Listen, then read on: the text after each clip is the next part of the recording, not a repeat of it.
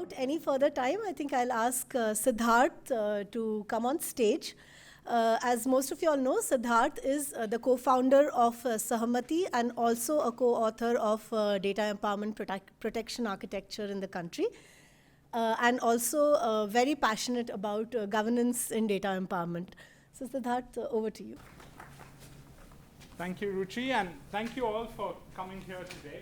I know many of you have come from different parts of Bangalore and parts of India as well, traveled down just for this workshop. So we are genuinely grateful to have this broad and diverse set of stakeholders come together across account aggregators, public sector banks, private sector banks, various other financial market infrastructure institutions, members of civil society, policymakers, and other experts, both in the space of financial services and beyond. The topic of governance, and many a times in these ecosystems, governance is often the hidden fabric, but the essential fabric of trust that actually allows these ecosystems to scale and be inclusive. And what we've realized as we've gone through this journey, both within the account aggregator ecosystem and the larger digital public infrastructure ecosystem, is in addition to technology, in addition to the market forces, the governance and the institutions that drive those governance is extremely important. So over the last year, along with Vidhi Legal, we worked extensively on thinking about how do we frame governance on a subject like data empowerment, something that is cross-sectoral, something that involves many actors having to come together. Some actors may be regulated, some actors may not be regulated. It involves cutting across different stakeholders. And therefore, this report became the sort of organizing artifact around today's discussion. But the idea is broader. The idea of governance goes beyond just the account aggregator ecosystem. And so the way we've designed today is essentially in the following manner.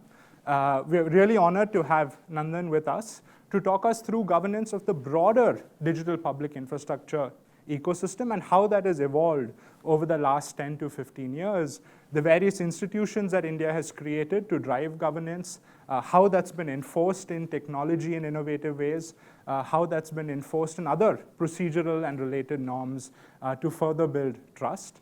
We then have Rahul. I think it's particularly timely given the recent passage of the Digital Personal Data Protection Bill and the implications of that within the account aggregator ecosystem. And so we're really excited to have Rahul with us to talk about what that really means, both in terms of strengthening accountability from a data governance standpoint, but also how could the account aggregator ecosystem leverage, align with provisions and clauses in the bill, such as consent managers, and really scale out this framework beyond the current ecosystem.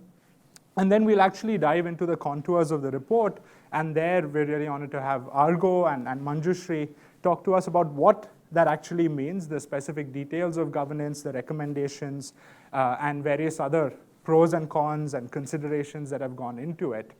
And as we sort of go through this journey, both from a DPI lens and an account aggregator lens, what we realized is it's particularly important to also look at improving trust from a technology perspective, trust in these networks that we create.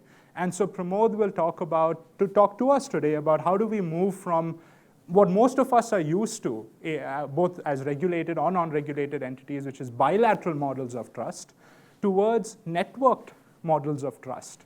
And how do you actually strengthen network trust? And that's the only way we can build either population scale or humanity scale infrastructure. And then to round that up, what we also realized was when we think about something as abstract as governance, form and function are two different things. And as we think about it, we may shorthand governance to either a non-profit, for-profit, different functions within an organization, and we may have different views on that. And what we felt as the report got published and then subsequently discussed, Mr. Gandhi, who's been on our advisory council, actually had very interesting views on how we could separate form from function. And that might give us a lot more leverage, especially as we embark on more cross-sectoral types of activities. And so that's really the broad idea behind these sessions today.